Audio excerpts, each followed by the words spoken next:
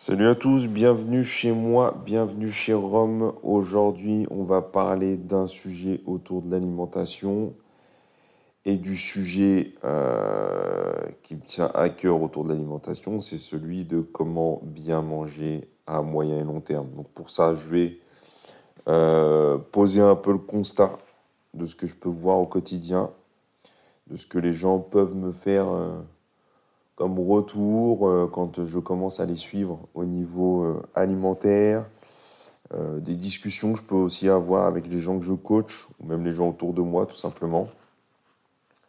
Et puis derrière, je vous exposerai un peu ma manière de faire, les erreurs que j'ai faites aussi par le passé, quel a été mon cheminement pour arriver aujourd'hui à un mode d'alimentation qui, à mon sens, est parfaitement équilibré pour moi. Qui n'est pas le plus optimisé pour avoir des gains physiques hors normes, mais qui est le plus équilibré par rapport à mon contexte, qui est le mien, mon environnement, ma vie, mon rythme. Et je pense que c'est ce qui est le plus important.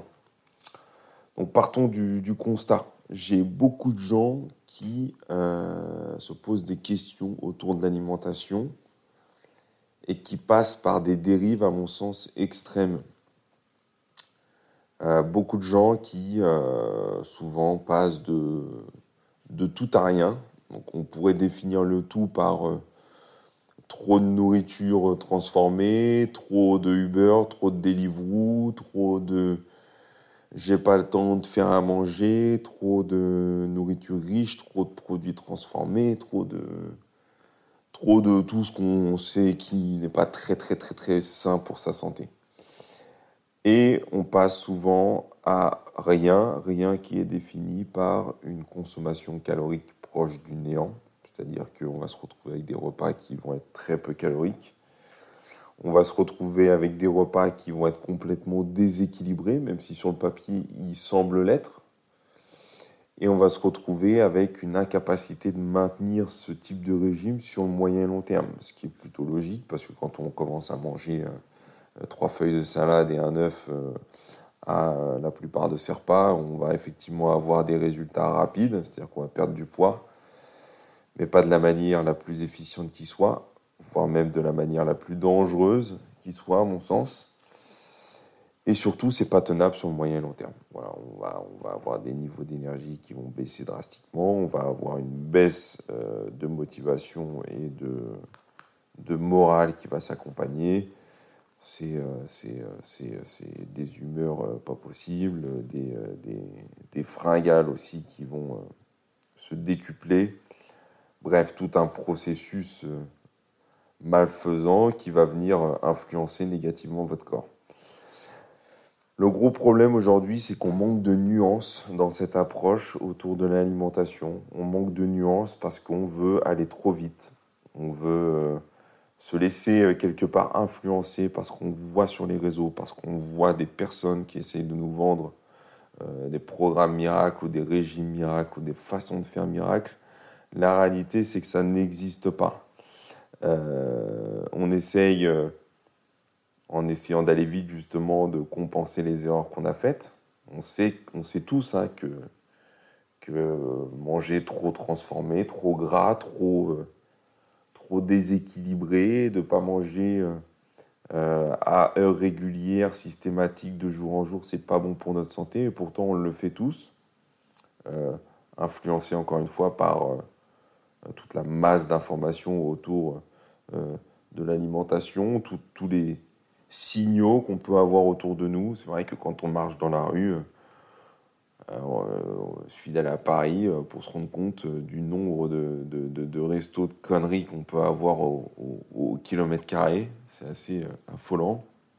Et donc, on est influencé par tout ça. Moi, le premier. Et ça influence négativement notre nutrition. Donc, qu'est-ce qu'on se dit à un moment donné quand on en a marre, quand on se rend compte qu'on n'a pas le physique ou la condition physique qu'on souhaite avoir? On se dit, je vais tout arrêter et je vais décider vraiment là maintenant de me remettre correctement. Et c'est là que souvent le bas blesse, c'est que, encore une fois, ça manque de nuances. On est sur quelque chose d'un peu trop extrême, de bien extrême.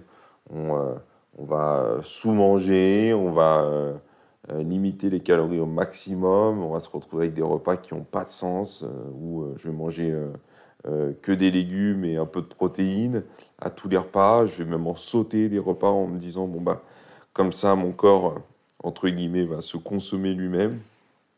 Et on va rentrer comme ça dans un processus complètement délétère, tant bien psychologiquement que physiquement, parce que le corps n'est pas habitué à soutenir une aussi faible quantité de caloriques, surtout quand on a apporté justement l'extrême inverse, c'est-à-dire trop de calories de mauvaise qualité pendant un laps de temps relativement long. Il faut savoir que quand on prend du poids, on ne prend pas du poids du jour au lendemain, sauf maladie spécifique, sauf pathologie spécifique. On prend du poids sur un certain temps, ça se compte en années, c'est un peu insidieux, on le voit pas, on est dans son processus. Le temps plus joue contre nous, c'est-à-dire qu'au fur et à mesure du temps, on a même tendance à consommer, notre corps métabolise moins vite quelque part les calories qu'on consomme, donc on va même tendance à avoir une facilité à stocker. Et donc cette prise de poids, elle s'est faite de manière lancinante sur des années, sur des mois, des années. Donc on ne peut pas espérer perdre ce poids, ce gras qui s'est accumulé pendant des années euh, en quelques semaines ou quelques mois. Quelque part, la courbe, le rapport n'est pas équilibré. J'ai pris 20 kilos en 5 ans, je ne peux pas espérer perdre ces 20 kilos en 5 semaines ou en 5 mois.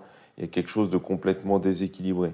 Donc c'est là qu'il va falloir commencer à réfléchir sur le moyen et long terme. C'est là qu'il va falloir commencer à, à, à accepter que ça va prendre du temps, que ça va être un chemin un peu de croix, que ça va être un processus de vie, quelque part, pour retrouver un équilibre autour de l'alimentation qui va nous permettre d'avoir des résultats à moyen et long terme.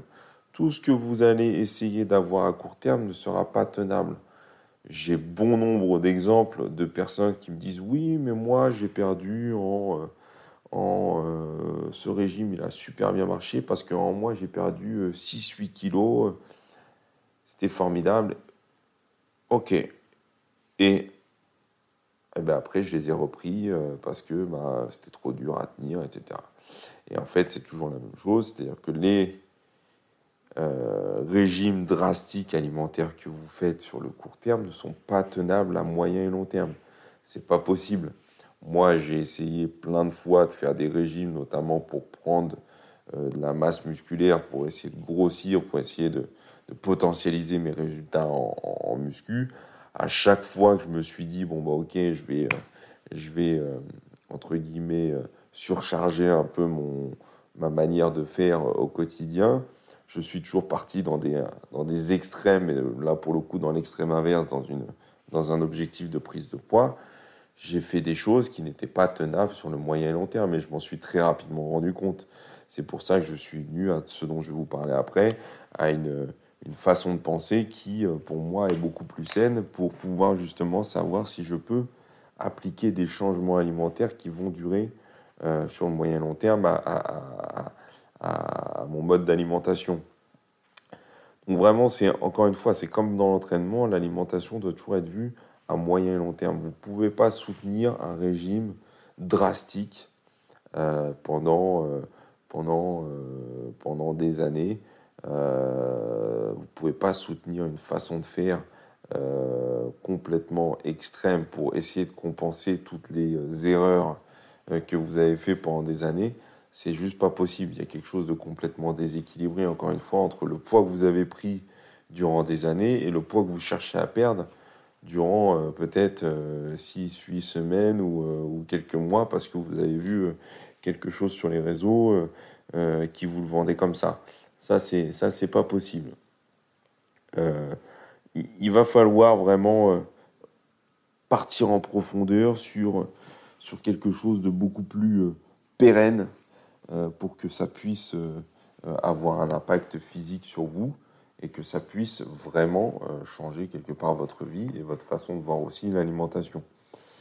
Alors moi, ce que j'ai fait, c'est qu'à un moment donné, quand je me suis rendu compte que je faisais plein de conneries, hein, tout simplement, j'ai essayé des trucs, mais ça durait pas très très longtemps parce que je me rendais bien compte qu'au quotidien, c'était pas tenable. J'ai commencé à réfléchir sur mon mode d'alimentation. Comment je pouvais mettre en place un mode d'alimentation qui allait me permettre d'atteindre mes objectifs et en même temps que j'allais pouvoir maintenir sur le moyen et long terme. Euh, je me suis toujours euh,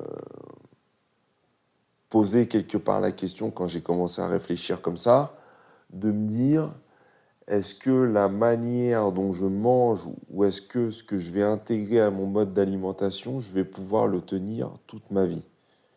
Est-ce que c'est quelque chose que je peux garder toute ma vie dans mon alimentation sans que ça vienne perturber mon quotidien, mon environnement? Je vais prendre un exemple assez simple. Pendant des années, j'ai pas mangé le matin. Impossible pour moi de manger le matin. C'est souvent une problématique d'ailleurs que je rencontre avec pas mal des gens que je commence à coacher, que ce soit à distance ou en présentiel. C'est que le matin, voilà, dans 80% des cas, les gens ne mangent pas le matin. Ou quand ils mangent le matin, c'est des choses qui ne sont pas vraiment bonnes pour démarrer une journée. Moi, pendant des années, j'ai pas mangé le matin. C'était impossible que je mette quelque chose dans ma bouche. C'était, voilà, je me réveillais le matin. C'était tout juste si je pouvais prendre un café. J'avais encore l'effet un peu voilà, de la nuit, un peu barbouillé. Vraiment pas possible de manger. Et à un moment donné, bon, je me suis dit, bon, si tu veux potentialiser encore une fois tes résultats en muscu, au sport, etc., bon, il va bien falloir à un moment donné manger le matin parce que il faut quand même manger un total calorique suffisant pour pouvoir espérer prendre de la masse musculaire. Donc j'ai commencé petit à me dire, bon, bah, ok, je vais intégrer progressivement des repas le matin. Si j'avais réfléchi bêtement, je me serais dit, bon, bah, ok, il faut que je mange le matin, je vais faire directement comme ce que je fais actuellement, je vais manger 4 œufs, voire 5, même que quand j'en mangeais 5 encore à une période, je vais manger 5 œufs, je vais manger du fromage blanc, je vais manger mes flocons d'avoine, je vais manger un fruit, un carré de chocolat noir, et là, je suis sûr d'avoir mon total calorique à la journée. Le problème, c'est que là, encore une fois, je vais passer de rien à tout. C'est-à-dire que je vais passer de je mange pas le matin à je mange une quantité astronomique. Ça va forcément pas bien se passer. Donc ce qu'il faut faire, c'est que dans un premier temps, se dire, ok, qu'est-ce que je peux intégrer tous les matins et que je peux garder tout au long de ma vie sans que ça vienne trop impacter mon quotidien. Bon, bah, au début, j'ai fait un yaourt et, euh, et quelques noix, des amandes, ce que je conseille encore aujourd'hui d'ailleurs. Je conseille toujours la même chose. Quand vous n'avez pas faim le matin, quand vous n'êtes pas à même de manger le matin, vous prenez un yaourt, quelques noix, quelques amandes, un fruit de saison. On va rentrer dans la période de l'hiver, donc tout ce qui est clémentine, etc., c'est très bien parce que c'est riche en flotte, donc ça permet en même temps de s'hydrater un petit peu. Et voilà, et tout de suite, on a un repas qui est facilement appréhendable. Le yaourt, c'est frais, c'est pareil, ça glisse, ça passe bien. Quelques noix, quelques amandes pour l'apport en lipides. Un apport de glucides avec un fruit. Bon, voilà, ça coûte rien en temps, ça coûte rien en, en consommation calorique, en volume calorique. Voilà, quelque part, voilà, c'est pas ça qui va venir perturber trop mon estomac. Et comme ça, j'enclenche un processus de me dire, ok, tous les matins, je vais commencer à manger quelque chose. Forcément, à un moment donné, quand je vais faire cette routine pendant une semaine, 2 semaines, 3 semaines, je vais commencer à développer un appétit un peu plus naturel le matin, un processus presque automatique de déclenchement de l'appétit en me réveillant le matin. Et forcément, cet appétit, comme le dicton le dit, hein, l'appétit vient en mangeant, cet appétit va grossir. Et, euh, et c'est comme ça qu'au fur et à mesure des années, bon, bah, j'ai commencé à intégrer ensuite les œufs, j'ai commencé à manger salé. Et aujourd'hui, bon, bah, j'ai un repas type le matin, une alimentation type, un petit déjeuner type, pardon, qui est toujours le même, c'est-à-dire je mange mes 4 œufs, je mange mes tartines de pain de seigle avec soit du beurre de cacahuète, soit du beurre d'amande en fonction de ce que je fais, mon flocon d'avoine, mon fromage blanc, mon carré de chocolat noir, et voilà, et ça. Et en fait, ça s'est construit petit à petit avec le temps. Parce qu'à un moment donné, je me suis dit, bon, bah, ok, cette routine quotidienne que je vais me mettre en place, qui n'est pas si lourde finalement, qui n'est pas si changeante par rapport à mon quotidien, bon, bah, elle m'a entraîné progressivement vers la manière dont je mange aujourd'hui. Et par contre, si j'étais passé de ce que je mange actuellement il y a 10 ans maintenant, je pense, de rien à ce que je mange actuellement d'un coup, d'un seul, bon, bah, ça ne serait pas bien passé. J'aurais arrêté au bout d'une semaine. J'aurais dit, ah, non, le matin, je peux pas. Tous les matins, j'ai l'impression de me forcer. Je suis à deux doigts de gerber. Ça ne le fait pas. Mais par contre, l'amener progressivement m'a amené beaucoup plus de résultats sur le moyen et long terme. Ça semble logique quand on le dit, ça semble être du bon sens. Et pourtant, il y a très peu de personnes que je vois dans leur quotidien qui arrivent à appliquer ces choses-là au niveau de l'alimentation. Parce qu'encore une fois, on est toujours attiré par les résultats rapides. On se dit que ça va trop lentement, on se dit qu'il y a trop peu de résultats si on fait les choses petit à petit. Mais il n'y a que comme ça qu'on va créer des habitudes, il n'y a que comme ça qu'on va réussir à générer un changement sur le long terme. Il n'y a que comme ça que ça marche en réalité. Passer drastiquement si je prends un parallèle pareil, par exemple, si je veux arrêter de fumer, je pense qu'à mon sens, ça serait beaucoup plus simple pour toutes les personnes qui fument aujourd'hui d'arrêter de fumer en enlevant une cigarette par jour, très progressivement, petit à petit, jusqu'à ne plus en fumer, que de se dire, ok, je fume, demain j'arrête totalement et je vois ce qui se passe. Dans 99,99% des cas, ça marche un jour, ça marche 2 jours, ça marche une semaine. Et au bout de 2 semaines, on a repris un paquet de clopes, on a refumé en soirée, etc. Alors que si je fais l'inverse, c'est-à-dire que si j'enlève une clope progressivement, bon, bah, je ne vois pas le changement quelque part. Passer de un paquet par jour, 20 clopes par jour à 19, le changement, il n'est pas énorme. Puis progressivement à 18, puis progressivement à 17, etc., etc. Parce que justement, je sais que ce changement-là, quelque part, je vais l'intégrer dans un objectif à long terme. Et c'est cet objectif à long terme qui, à un moment donné, me dira, bon, ok, bon, bah là, j'ai arrêté de fumer. Il me reste plus qu'une clope, je fume plus qu'une clope par jour. Est-ce que j'en ai vraiment besoin? Non, non, oui, non. Et quelque part, à un moment donné, je me pose même plus la question. J'arrête de fumer naturellement. Bon, bah, voilà, c'est pareil. Il faut vraiment se dire, ok, je ne passe pas de tout à rien. Je construis vraiment progressivement ma manière de manger. Je l'adapte à mon contexte. Pareil, on a un contexte qui est tous différent. Je ne peux pas appliquer la façon de manger ou la façon de gérer mon alimentation parce que j'ai vu un super programme sur les réseaux à mon quotidien. Mon quotidien est peut-être différent. Moi, je sais que j'ai une façon de manger qui est un peu particulière. Je vais manger à des heures très décalées parce que mon métier me l'impose. Je vais manger très tôt le matin. Le midi, je vais manger plutôt tard, aux alentours de 14-15 heures. Le soir, c'est pareil, je vais manger plutôt tard parce que je rentre tard.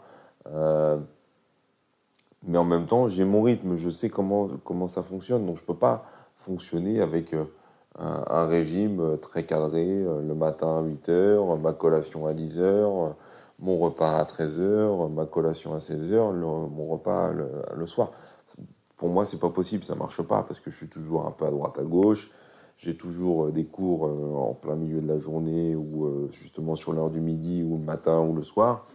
Donc moi, ce rythme-là, je peux pas l'avoir, mais par contre, j'ai réussi dans mon contexte qui est le mien à avoir une structure qui me permet justement d'avoir mon alimentation la plus cadrée possible par rapport justement à ce contexte-là. Et c'est pareil, c'est souvent l'erreur qu'on a, c'est que qu'on fait, c'est qu'on essaye d'adapter quelque chose qui n'est pas adaptable à son quotidien. Donc il faut trouver aussi, pareil, en fonction des moments de libre, des moments entre guillemets sûrs de sa journée, trouver un équilibre autour de l'alimentation et encore une fois se dire, est-ce que ce mode d'alimentation-là, est-ce que la manière que j'ai de faire ou est-ce que la manière dont je vais appliquer le changement sur mon alimentation, je suis capable de le garder toute ma vie. Alors quand je dis toute ma vie, c'est pas jusqu'à 90 ans, on comprend le principe. Toute ma vie, ça veut dire, est-ce que je peux le garder de manière pérenne sans trop me poser de questions, en me disant, bon bah ok, là ma façon de faire, elle est juste, je peux l'appliquer à mon quotidien, ça va pas venir perturber non plus mon mode de fonctionnement, et par contre, progressivement, si j'arrive à maintenir cette façon de faire là, je sais qu'à un moment donné, ça va m'emmener vers plus de résultats physiques, psychologiques, et je vais entraîner un cercle vertueux. C'est comme ça qu'il faut vraiment réfléchir autour de l'alimentation, autour de l'entraînement, et en réalité, c'est transversal à tout ce que vous allez faire dans la vie. C'est petit à petit intégrer des choses, créer des habitudes, et c'est ces habitudes qui vont vous donner le plus de résultats possible. Voilà, j'ai respecté mon temps. Je me dis à chaque fois, il faut que ça ne dure pas plus de 15-20 minutes parce que je sais que voilà, sinon ça devient vite chiant. Mais voilà ma manière de voir les choses au niveau des changements que vous pouvez mettre en place autour de l'alimentation. Si vous avez des questions à ce sujet, n'hésitez pas. Vous pouvez me contacter directement sur Instagram ou sur mon site internet www.mrcoaching.fr et je pourrais vous donner des conseils. Je peux, si vous avez besoin, vous aider en vous coachant directement en présentiel ou à distance avec tout le process de coaching à distance qui est expliqué encore une fois sur le site. Et en avant vers vos objectifs. Voilà, voilà. Allez, je vous souhaite une bonne journée et je vous dis à la semaine prochaine pour un prochain sujet de chez Rome. Allez, ciao, ciao.